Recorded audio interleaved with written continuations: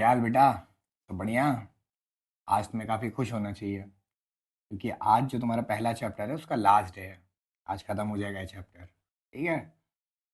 तो अच्छे से इस चैप्टर को देखना। अगर नोट्स वगैरह चाहिए होगा तो मैसेज कर देना। मैं जो भी लिख रहा हूँ ये नोट्स तुमको भेज दूंगा। ठीक है।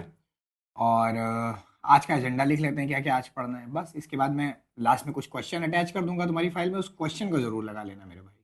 बाकी तुम कुछ करो चाहे ना करो, लेकिन लेक्चर कंप्लीट करके जो क्वेश्चंस मैं अटैच करूंगा उनको ज़रूर लगा लेना अगर तुम इस चैप्टर से पूरा मार्क्स लाना चाहते हो तो। और तुम्हें कुछ करना ही नहीं है। ठीक है। तो पहले एजेंडा लिख देते हैं आज का। क्या क्या एजेंडा है। बहुत छोटी वीडियो होगी, बड़ी वीडियो नहीं होगी ये। सबसे पहला एजेंडा क्या है। हम सीखेंगे relation between relation between atomic number, mass number, सुना है ना सबका नाम, and number of neutron. Ninth में इसके बारे में हम लोगों ने पढ़ा था। तुम लोगों ने कहीं ना कहीं नाइन्थ में इसके बारे में पढ़ा होगा। तो एक तो ये पढ़ना है, और सेकंड हम क्या करेंगे, हम कुछ क्वेश्चन सॉल्व करेंगे। ठीक है, कुछ क्वेश्चन सॉल्व करेंगे और उस क्वेश्चन से कुछ नई थ्योरी सीखेंगे। ये क्या सर नई चीज़ है, आप थ्योरी पढ़ा दो फिर क्वेश्चन लगा दो।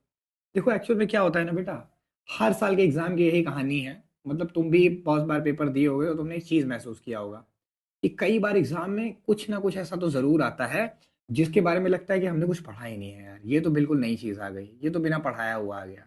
ऐसी चीज़ें आती ही आती हैं। तो ऐसी चीज़ों को, एक मिनट, ऐसी चीज़ों को प्रैक्टिस करने का सबसे अच्छा तरीका क्या है कि तुम इनके क्वेश्चन सॉल्व कर लो। इनके जो भी क्वेश्चन हैं उनको कर लो और उसी के बिहाफ पे उनका जो भी मेथड है या जो भी ट्रिक है जैसे भी वो सॉल्व होने हैं उस मेथड को सीख लो, काम खत्म है। तो बस आज यही दो काम करेंगे। ठीक है। क्या क्या काम है भाई। Relation between atomic number, mass number and number of neutrons. दूसरे बात क्या है, क्वेश्चन सॉल्व करने हैं और उससे कुछ थ्योरी सीखनी है, कुछ उससे ट्रिक सीखनी है। ठीक है, ट्रिक कह लो या मेथड कह लो। बाहर कुत्ते भौंक रहे हैं। आई होप कि बाहर की आवाज़ ना आ रही हो। अगर आ भी रही हो तो उस पर ध्यान मत लगाने लगना है कि लो ध्यान से सुने कि कुत्ता क्या कह रहा है। ये वो होता है सब। पीछे की आवाज़ सुनने की कोशिश करते हैं स्टूडेंट, वो ना करना। ठीक है। चलो शुरू करते हैं। ठीक है, बिना टाइम को गवाए शुरू करते हैं। सबसे पहले हम आ जाते हैं relation between mass number, atomic number and number of neutron. ठीक है। तो मास नंबर जो होता है इसको हम लोग ए से लिखते हैं। मास नंबर को किससे लिखा जाता है बेटा, ए से। अच्छा, मास नंबर होता क्या है, दो चीजों का सम होता है, नंबर ऑफ प्रोटॉन और नंबर ऑफ न्यूट्रॉन। इन दो चीजों के समेशन को कहते हैं मास नंबर। ऐसे एटॉमिक नंबर क्या होता है, एटॉमिक नंबर क्या होता है, number of proton, number of proton. Sir क्या एटॉमिक नंबर को नंबर ऑफ इलेक्ट्रॉन नहीं कह सकते हैं, क्योंकि नंबर ऑफ प्रोटॉन किसी भी एटम को अगर हम ले लें तो उसमें नंबर ऑफ प्रोटॉन और नंबर ऑफ इलेक्ट्रॉन तो बराबर ही होते हैं। तो क्या हम atomic number, number of proton के साथ साथ नंबर ऑफ इलेक्ट्रॉन को भी कह सकते हैं क्या। कह तो सकते हो लेकिन गलत हो जाएगा। हर जगह वो बात सही नहीं होगी। तुमको भी मैं फील करा दूंगा कि कुछ जगह ऐसी होती हैं जहां पर atomic number number of protons के तो बराबर होगा लेकिन नंबर ऑफ इलेक्ट्रॉन्स के बराबर नहीं होगा। ठीक है, आइए नेक्स्ट क्या है भाई, नंबर ऑफ न्यूट्रॉन। तो नंबर ऑफ न्यूट्रॉन क्या है, बस इसको हम एन से डिनोट कर देंगे, काम खत्म। तो देखो, अगर हम यहाँ से मास नंबर का एक फॉर्मूला जनरेट करना चाहें तो मास नंबर क्या होता है, मास नंबर होता है number of proton plus number of neutron. और नंबर ऑफ प्रोटॉन को हम लोग क्या कहते हैं, एटॉमिक नंबर, जेड। सिंबल इसका याद रखना, जेड। एटॉमिक नंबर का सिंबल क्या है, जेड। तो Z plus number of neutron को क्या कह देंगे, एन। तो ए बराबर कितना हो गया, जेड प्लस एन। अच्छा, यहां से अगर हमें मान लो नंबर ऑफ न्यूट्रॉन का भी निकालना हो तो क्या फॉर्मूला हो जाएगा, ए माइनस जेड। ये हो गया number of neutron. A minus Z मतलब मास नंबर में से एटॉमिक नंबर घटा दो तो आ जाएगा नंबर ऑफ न्यूट्रॉन। चलिए इस पे बेस कुछ छोटे मोटे सवाल कर लेते हैं। ठीक है, देखो सबसे पहला सवाल क्या आ जाएगा भाई। जैसे सोडियम है 11 और मास नंबर दे रखा है 23। हमेशा जो नीचे लिखा होता है ये होता है एटॉमिक नंबर और जो ऊपर लिखा होता है ये मास नंबर होता है। और सवाल क्या पूछ लिया मैंने, फाइंड, फाइंड क्या क्या find, number of electron, number of proton और नंबर ऑफ न्यूट्रॉन। तीन चीजें तुम्हें फाइंड करनी है। तो कैसे होगा भाई? सबसे पहले नंबर ऑफ प्रोटॉन की अगर हम बात करें तो ये तो सीधे सीधे एटॉमिक नंबर हो जाएगा, जो कि कितना दे रखा है, 11। अच्छा, नंबर ऑफ इलेक्ट्रॉन भी क्या हो जाएगा? तो हमेशा याद रखना कि अगर एटम आपका न्यूट्रल है, जैसे उस पर कोई चार्ज नहीं है, विदाउट चार्ज, विदाउट चार्ज यानी अगर आपका एटम न्यूट्रल है, कैसा है बेटा, न्यूट्रल, कोई चार्ज नहीं है उस पर, तो ऐसे सिचुएशन में हमेशा number of proton number of electron के बराबर होता है। लेकिन अगर थोड़ा भी चार्ज हुआ, मतलब एटम एटम ना होकर आयन हुआ, तो रदरफोर्ड की बात क्या थी? रदरफोर्ड ने कहा था atom is electrically neutral, sorry Rutherford कह रहा हूँ, डाल्टन ने कहा था एटम इज इलेक्ट्रिकली न्यूट्रल। लेकिन वो बात उन्होंने किसके लिए कही थी? एटम के लिए कही थी, आयंस के लिए तो कही नहीं थी। तो ये जो थ्योरी है आपकी कि नंबर ऑफ प्रोटॉन और नंबर ऑफ इलेक्ट्रॉन बराबर होंगे, ये सिर्फ एटम के लिए है जब तक उस पर कोई चार्ज ना हो। तो नंबर ऑफ इलेक्ट्रॉन कितने हो जाएंगे? 11। अब नंबर ऑफ न्यूट्रॉन कितना हो जाएगा? ए माइनस जेड। ए कितना दे रखा है? 23। और जेड कितना है? 11। 12 आ गया, खत्म, पहला सवाल हो गया। अब ऐसे ही एक क्वेश्चन हम और देते हैं तुम्हें, बी आर 35 80 और इधर लगा दिया माइनस।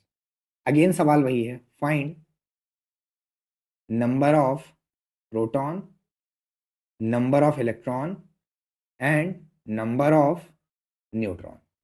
तीन चीजें निकालनी, तुम्हें यही तीन चीजें निकालनी है। क्या इस बार भी बिल्कुल सेम प्रोसेस लग जाएगा? देखो ये देखा है आपको, देखा है जेड, ये रखा है आपका ए। चलो लगाते हैं सवाल को। तो अगर हम बात करें यहाँ पर नंबर ऑफ प्रोटॉन की, तो वो सीधे सीधे जेड हो जाएगा, यानी कि 35। इसमें तो कोई दो राय है नहीं। ऐसे ही अगर हमको मान लो निकालना हो नंबर ऑफ न्यूट्रॉन, तो नंबर ऑफ न्यूट्रॉन क्या होता है? ए माइनस जेड। तो ए कितना है भाई? 80। और जेड कितना है? 35। 80 माइनस 35 कितना आ गया? 45। ये दो बातें हो गई, ये तो बहुत आसान था। अब नंबर ऑफ इलेक्ट्रॉन, क्या यहाँ पर जेड 35 था, मतलब हमारा प्रोटॉन की संख्या 35 था, तो इलेक्ट्रॉन की संख्या भी 35 हो जाएगा क्या? नहीं। क्यों नहीं होगा? क्योंकि इस बार आप देख रहे हो तो आपको एटम नहीं दिया गया है, एक आयन दिया गया है, और इस आयन पे चार्ज कितना है? माइनस। अच्छा, माइनस चार्ज है, मतलब 35 प्रोटॉन और 35 इलेक्ट्रॉन तो इसके पास नेचुरली रहे होंगे, और एक इलेक्ट्रॉन इसने बाद में कहीं से गेन किया है, जिसकी वजह से इसके पास 35 और एक 36 इलेक्ट्रॉन हो जाएंगे। नंबर ऑफ इलेक्ट्रॉन कितने हो जाएंगे? 36। तो बस ये हो गया हमारा मेन टॉपिक और उस पर based question.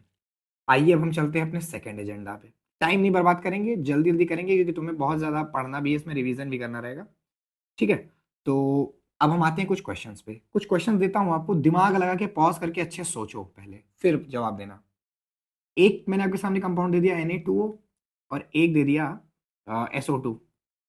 Which one is which one is more basic? सवाल ये बोल दिया, which one is more basic. अच्छा, इस सवाल को एक और तरीके से पूछा जा सकता है, which one is more acidic? ये भी सवाल बनता है, दोनों सवाल बनते हैं। आराम से इसको सोचो, दिमाग लगाओ, पॉज करके फिर देखो वीडियो आगे कंटिन्यू, मैं उसके बाद बताता हूँ उसका एक्सप्लेनेशन। ठीक है, हाँ, तो अब तक शायद तुमने ट्राई कर लिया होगा पॉज करके। अब मैं आगे तुम्हें बताता हूँ कि सवाल कैसे होगा।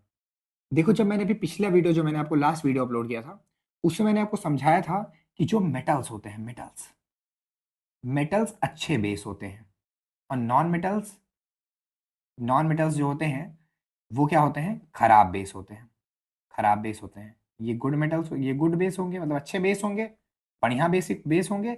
और जो नॉन मेटल होंगे वो कैसे बेस होंगे? लोअर कैटेगरी के बेस होंगे। अच्छा, यही चीज अगर एसिड के बारे में बात की जाए, अगर ये चीज एसिड के बारे में बात किया जाए तब, तो एसिड के बारे में बात करते ही, अगर हम बात करें एसिड की, तो एसिड के बारे में बोलते ही ये कहानी पलट जाएगी। मेटल्स खराब एसिड होंगे और नॉन मेटल अच्छे एसिड होंगे। ये तो आपको मैंने पिछले लेक्चर में बता दिया था, इतना तो तुम्हें पता होगा। तो जो थ्योरी आपकी मेटल्स और नॉन मेटल्स के लिए मैंने बताई थी, सेम वो रिपीट हो जाएगी किसके लिए? सेम थ्योरी हो जाएगी, सेम थ्योरी हो जाएगी किसके लिए? सेम थ्योरी अप्लाई हो जाएगी फॉर, अरे बाप रे बाप, बड़ा रंगीन है। सेम थ्योरी अप्लाई हो जाएगी for metal oxide and non metal oxide, non metal oxide, इनके लिए बिल्कुल सेम थ्योरी वैलिड है। देखो, मेटल अच्छे बेस होते हैं ना, मेटल क्या होते हैं? अच्छे बेस होते हैं ना, तो मेटल ऑक्साइड भी क्या हो जाएंगे? मेटल ऑक्साइड भी क्या हो जाएंगे, अच्छे बेस हो जाएंगे। जो एरो लगाई है किसके लगाई है, बेस के लिए। जब एसिड की बात आएगी तब, एसिड की बात आएगी तब नॉन मेटल क्या होते हैं, नॉन मेटल क्या होते हैं, अच्छे एसिड होते हैं। तो नॉन मेटल ऑक्साइड भी क्या हो जाएंगे, नॉन मेटल ऑक्साइड भी क्या हो जाएंगे, नॉन मेटेलिक ऑक्साइड भी क्या हो जाएंगे, अच्छे एसिड हो जाएंगे। तो थोड़ा ना दिख रहा हूँ मैं, इसको इरेज करके फिर से लिख रहा हूँ। नॉन मेटेलिक ऑक्साइड भी क्या हो जाएंगे, अच्छे एसिड हो जाएंगे। तो अब करते हैं सवाल नंबर 1, जो पहला क्वेश्चन मैंने आपको दिया है। क्या दिया है भाई पहला सवाल, which one is more acidic, इसमें और इसमें ज्यादा एसिडिक कौन होगा, सॉरी बेसिक कौन होगा। तो जाहिर सी बात है मेटल ऑक्साइड, मेटल्स क्योंकि ज्यादा बेसिक होते हैं तो मेटल ऑक्साइड ज्यादा बेसिक होगा। तो बेसिसिटी के बिहाफ पे अगर ऑर्डर लगाएंगे, तो बेसिसिटी के बिहाफ पे अगर सजाएंगे तो क्या हो जाएगा बेटा, Na2O जो होगा वो ज्यादा बेसिक होगा इन कंपैरिजन ऑफ SO2। ये हो गया। अब यही सेम चीज अगर एसिडिटी के बिहाफ पे सजाएं, एसिडिटी के लिए, तो क्या हो जाएगा भाई, Na2O सॉरी, हाँ Na2O जो होगा वो खराब एसिड होगा इन कंपैरिजन ऑफ SO2। देखो इस बार ग्रेटर देन किस पे लगा है, SO2 पे लगा है। आई होप तुम्हें समझ में आ गई होगी कहानी। और ऐसे सवालों के लिए तैयार रहना बेटा, इस तरीके के सवाल के लिए जरूर रेडी रहना। अब आइए एक क्वेश्चन आपको करा देते हैं ट्रेंड स्पेस पे। एक क्या, ये अपने आप में बहुत ज़्यादा सवाल हो गया, ठीक है। तो एक सवाल हम आपको ट्रेंड पे करा दे रहे हैं। देखो मैंने आपके सामने कुछ क्वेश्चन, कुछ जो है, मैं आपके सामने एक सवाल दे रहा हूँ, फाइंड, क्या क्या फाइंड करना है, क्या क्या फाइंड करना है। सबसे पहला एटॉमिक साइज, ठीक है। फाइंड, फाइंड क्या, अरेंज द फॉलोइंग, ऐसे करते हैं सवाल, arrange the following, arrange the following in increasing order of, in increasing order of, increasing order किसका भाई, इंक्रीजिंग ऑर्डर ऑफ किसका, इंक्रीजिंग ऑर्डर ऑफ क्या, एटॉमिक साइज पहला सबसे, फिर आयनाइजेशन पोटेंशियल, फिर इलेक्ट्रॉन एफिनिटी, ठीक है, फिर मेटालिक कैरेक्टर, मेटालिक कैरेक्टर, फिर नॉन मेटालिक कैरेक्टर, ठीक है। फुल फॉर्म सुनते रहना, तुम कॉपी पूरा ही लिखना, ये एमसी और एनएमसी ना लिखना। 6 देखते हैं, नॉन मेटालिक कैरेक्टर हो गया, फिर क्या हो जाएगा, इलेक्ट्रोनिगेटिविटी, इलेक्ट्रोनिगेटिविटी ये हो जाएगा। और क्या कर दिया जाए भाई, और बस ठीक है, 6 पार्ट बहुत है। अब क्वेश्चन लिखते हैं किसका। सबसे पहला जो सवाल रहेगा हमारा वो रहेगा कौन कौन, sodium, chlorine, sulphur, aluminium, silicon, इसका पहला सवाल ये है। चलो आराम से पॉज करो वीडियो और क्वेश्चन को अटेम्प्ट करो, फिर हम बताते हैं, ठीक है। चलो बताते हैं। देखो अगर तुम इन सारे एलिमेंट को देखोगे तो इनमें कुछ एक सिमिलरिटी है, और ऐसा सिमिलरिटी तुम्हें वहां पे भी मिलेगा। ये सारे के सारे बिलोंग कर रहे हैं, सोडियम हो गया, एल्यूमिनियम हो गया, सिलिकॉन हो गया, सल्फर हो गया, क्लोरीन हो गया, ये सब के सब बिलोंग कर रहे हैं किससे, थर्ड पीरियड से। सबके सब बिलोंग कर रहे हैं कहां से, थर्ड पीरियड से। मतलब इन सबका पीरियड क्या हो गया, सेम, पीरियड क्या हो गया, सेम। तो वेरिएशन हम किसके अलोंग देखेंगे, पीरियड वाइज देखेंगे ना। अरे जब ग्रुप ग्रुप वाइज वेरिएशन तो कब देखोगे, जब ग्रुप एक ही ग्रुप के मेंबर हो तब ग्रुप वाइज वेरिएशन देखोगे। पीरियड सेम है तो वेरिएशन किसके देखोगे, अक्रॉस पीरियड। कैसे देखोगे, अक्रॉस पीरियड, क्रॉस पीरियड। मतलब जो भी वेरिएशन देखने जा रहे हो वो कहां से देखोगे, लेफ्ट टू राइट देखो, लेफ्ट टू राइट। चलो शुरू करते हैं। सबसे पहला सवाल क्या है, एटॉमिक साइज। तो आप सभी लोगों को पता है, रुक जाओ कलर वलर बदल लेते हैं। हाँ आप सभी को पता है, तुम सब लोग को पता है कि जो एटॉमिक साइज होता है वो जैसे जैसे हम लेफ्ट से राइट की तरफ जाते हैं, मतलब जैसे अगर इनका एटॉमिक नंबर लिख लें तो ये 11 है, ये 17 है, ये 16 है, ये 13 है, ये 14 है। तो तुमको पता है जैसे जैसे हम किसी भी पीरियड में लेफ्ट से राइट जाते जाएंगे वैसे वैसे एटॉमिक नंबर बढ़ता जाएगा, और क्योंकि पीरियड सबका सेम है तो नंबर ऑफ शेल भी सेम होगा। अब नंबर ऑफ शेल सब में सेम हो गए, ध्यान सुना मेरी बात, नंबर ऑफ शेल सब में सेम है, उसके बावजूद भी हम देख रहे हैं कि इफेक्टिव न्यूक्लियर चार्ज तो बढ़ता जा रहा है, 11, 12, 13, 14, अब जैसे क्लोरीन तक पहुंचेंगे तो 17 प्रोटॉन, भाई लिटरली 17 प्रोटॉन है उसके पास और सोडियम के पास सिर्फ 11 प्रोटॉन है। तो तुम बताओ अगर क्लोरीन के पास 17 प्रोटॉन है तो वो अपने शेल्स को, जो वैलेंस शेल होगा उसको अच्छे से अट्रैक्ट करेगा कि नहीं करेगा, अट्रैक्ट करके उसका साइज कॉम्पैक्ट होता जाएगा कि नहीं होता जाएगा। तो सिंपल सीधी बात है, लेफ्ट से राइट जाते समय साइज कंटिन्यू डिक्रीज होता है। तो जिसके पास जितना कम इफेक्टिव न्यूक्लियर चार्ज उसका साइज उतना बड़ा, अगर अगर शेल नंबर सेम है तो इसमें सबसे छोटा साइज किसका हो जाएगा, क्लोरीन का। फिर सल्फर का, ये इतना ज्यादा इफेक्टिव न्यूक्लियर चार्ज है ज्यादा प्रोटॉन होने की वजह से इनके पास, इनका साइज बहुत छोटा होगा। फिर सिलिकॉन, फिर एल्यूमिनियम, फिर सोडियम। ये हो गया। सेकंड देखते हैं, ऐसे ही थोड़ा जल्दी करेंगे अब। आयनाइजेशन पोटेंशियल, तो देखो जैसे जैसे तुम लेफ्ट से राइट गए इफेक्टिव न्यूक्लियर चार्ज बढ़ाना, अट्रैक्शन बढ़ाना बाहर के शेल का न्यूक्लियर चार्ज से, तो इलेक्ट्रॉन का रिमूवल अब आसान है कि कठिन है, सोचो। स्टार्टिंग में तो मेटल था, सोडियम मेटल वगैरह मेटल था, तो उससे तो इलेक्ट्रॉन बहुत इजीली निकल जाता है। बाद में अब बाद में धीरे धीरे जो है इफेक्टिव न्यूक्लियर चार्ज बढ़ता जा रहा है, तो इलेक्ट्रॉन निकालना आसान होगा क्या, नहीं आसान होगा, ज्यादा एनर्जी लगेगी। तो जैसे जैसे हम लेफ्ट से राइट जाएंगे आयनाइजेशन पोटेंशियल बढ़ेगा। तो सबसे कम आयनाइजेशन पोटेंशियल रहेगा सोडियम का, क्योंकि प्यारा सा मेटल है बेचारा, तुरंत अपना इलेक्ट्रॉन निकाल देगा। फिर कौन आएगा, एल्यूमिनियम, फिर सिलिकॉन, फिर सल्फर, और सबसे ज्यादा दिक्कत आएगी क्लोरीन से। थर्ड पॉइंट देखते हैं, थर्ड देखते हैं इलेक्ट्रॉन एफिनिटी। हाँ भाई, इलेक्ट्रॉन को अट्रैक्ट करने की टेंडेंसी किसमें सबसे ज्यादा होगी, किसमें सबसे कम होगी। तो देखो अगर बात करो सोडियम की, तो सोडियम पहला एटम है, तो वो तो मेटालिक ही नेचर होगा। धीरे धीरे मेटालिक से नॉन मेटालिक बढ़ता है ना लेफ्ट साइड में। जो मेटल होगा वो इलेक्ट्रॉन गेन करने की टेंडेंसी रखता है, लूज करने की। ऑब्वियस सी बात है, मेटल इलेक्ट्रॉन लूज करने की टेंडेंसी रखता है। और जो इलेक्ट्रॉन लूज करने की टेंडेंसी रखता है वो आसानी से इलेक्ट्रॉन को गेन नहीं करेगा, जबकि क्लोरीन जो है, जो सबसे लास्ट एलिमेंट है, वो नॉन मेटल है, इसलिए वो आसानी से इलेक्ट्रॉन को गेन कर लेगा और उसकी इलेक्ट्रॉन एफिनिटी काफी हाई होगी। तो सबसे कम इलेक्ट्रॉन एफिनिटी सोडियम की, फिर एल्यूमिनियम, फिर सिलिकॉन। एक छोटा सा फैक्ट पकड़ोगे ना तो पूरा सवाल लगेगा। फोर्थ, मेटालिक कैरेक्टर, तो सिंपल सीधी बात है, सबसे कम मेटालिक कैरेक्टर है क्लोरीन का, फिर सल्फर का, फिर सिलिकॉन का, फिर एल्यूमिनियम का, फिर सबसे ज्यादा सोडियम का, क्योंकि लेफ्ट से राइट जाते समय मेटालिक कैरेक्टर घटता है, यानी राइट से लेफ्ट आते समय मेटालिक कैरेक्टर बढ़ता है। नेक्स्ट देखते हैं फिफ्थ, नॉन मेटालिक कैरेक्टर। जो मेटालिक कैरेक्टर में लिखा है उसी को उलट के लिख दो। सबसे कम सोडियम का नॉन मेटालिक कैरेक्टर, फिर एल्यूमिनियम, फिर सिलिकॉन, फिर सल्फर, फिर क्लोरीन। आई थिंक तुम्हें समझ में आ रहा होगा, इसीलिए मैं तेज चल रहा हूँ मेरे भाई। ऐसा बिल्कुल भी नहीं है कि अभी मैंने एक वीडियो बनाया था और वो रिकॉर्ड नहीं हुई है। ठीक है। Sixth, electronegativity.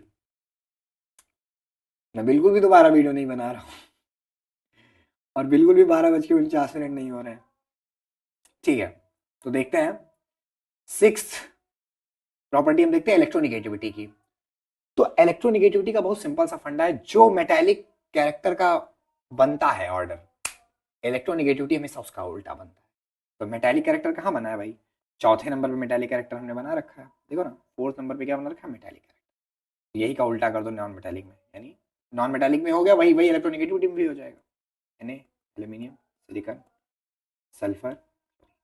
हमेशा रखना इलेक्ट्रोनिगेटिविटी का जो ऑर्डर होगा, इलेक्ट्रोनिगेटिविटी का जो ऑर्डर होगा वो इनवर्सली प्रोपोर्शनल होगा मेटालिक कैरेक्टर के। इसी को एक और तरीके से याद कर सकते हो, क्या कह सकते हो कि इलेक्ट्रोनिगेटिविटी का जो ऑर्डर होगा, इलेक्ट्रो निगेटिविटी का जो ऑर्डर होगा वो डायरेक्टली प्रोपोर्शनल होगा नॉन मेटालिक कैरेक्टर के। देखो ना, जो नॉन मेटालिक कैरेक्टर में लिखा है वही एग्जैक्टली हमें टीप दिया है यहाँ पे। ठीक, तो ये दो फैक्चुअल बातें आपको याद रखनी है। चलो एक क्वेश्चन और करते हैं, B. Oxygen, sulphur, selenium, tellurium, polonium, ये ले लिया, वही सारा पांचों पार्ट है, ये छह, हाँ 6 क्वेश्चन है। तो सवाल बिल्कुल सेम है, बस एक अंतर आ गया है कि इस बार पीरियड सेम नहीं है। इस बार क्या सेम है, ग्रुप सबका सेम है, ग्रुप सेम है। तो हमारा वेरिएशन किसका देखेंगे, वेरिएशन देखेंगे ग्रुप का। ग्रुप सेम है इसलिए वेरिएशन किसका देखेंगे, ग्रुप का, यानी टॉप टू बॉटम का पूरा फंक्शन चेक करेंगे। तो कर लोगे ना मेरे भाई इसको, अगर इसको कर लो तो फिर मैं बाइंड अप करूँ वीडियो यहीं पे। देखो देख लेते हैं, तो बता देना। जैसे एटॉमिक साइज, सबसे पहले क्या है भाई, एटॉमिक साइज। तो एटॉमिक साइज क्या हो जाएगा, जैसे जैसे हम टॉप से बॉटम आते जाएंगे एटॉमिक साइज बढ़ता जाएगा, यानी सबसे छोटा कौन है?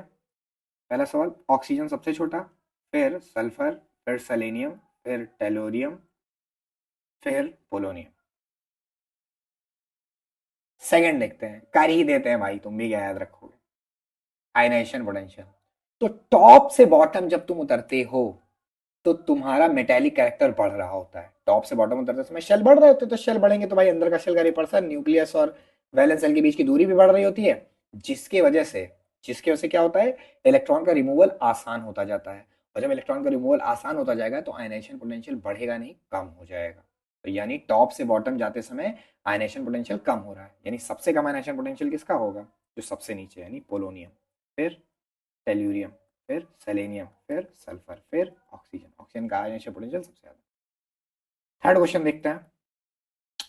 थर्ड देखते हैं क्या, इलेक्ट्रॉन एफिनिटी।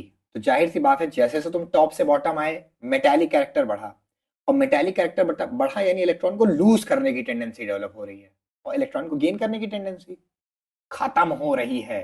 तो सबसे ज्यादा इलेक्ट्रॉन को गेन करने की टेंडेंसी किसकी होगी? बॉटम वाले एलिमेंट की नहीं, बल्कि किसकी? टॉप वाले एलिमेंट की। सबसे कम टेंडेंसी किसकी हो जाएगी इलेक्ट्रॉन को गेन करने की? पोलोनियम, फिर टेल्यूरियम, फिर सेलेनियम, फिर सल्फर, फिर ऑक्सीजन, क्योंकि ये सबसे कम मेटालिक है, सबसे ज्यादा नॉन मेटालिक ऑक्सीजन और सबसे कम मेटालिक है। तो ये इलेक्ट्रॉन को इजीली सुन लेना, मेरी बात क्लियर हो जाएगा। Fourth,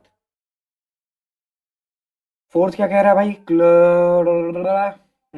metallic character. अरे ये तो बहुत आसान है यार, सबसे जो टॉप से बॉटम जाते जाओ मेटालिक कैरेक्टर बढ़ता जाएगा, मतलब oxygen, sulphur, selenium, tellurium, polonium. अगर एक कोई एलिमेंट गायब कर दे तो उसको ना लिखते हैं, बात खत्म। अगर ऐसा क्वेश्चन में पूछा होता कि एक दो एलिमेंट गायब है, हो सकता है ना ऐसा भी। पांचवा देखते हैं,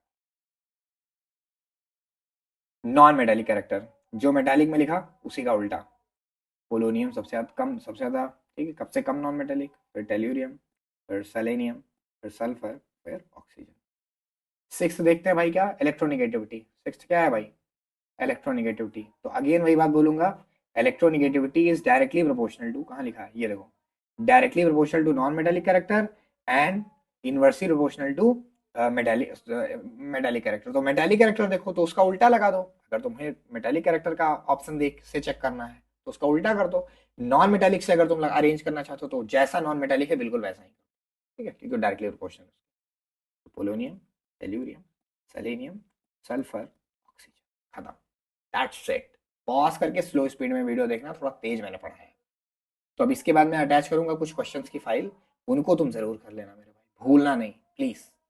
ठीक है, अब चैप्टर खत्म हो गया, आराम से उन क्वेश्चन को करो, डाउट्स पूछो, फिर टेस्ट लेंगे बेहतरीन। ठीक है, ऐसे धीरे धीरे आज जैसे एक चैप्टर कंप्लीट किया ऐसे सब कंप्लीट करेंगे। Bye bye.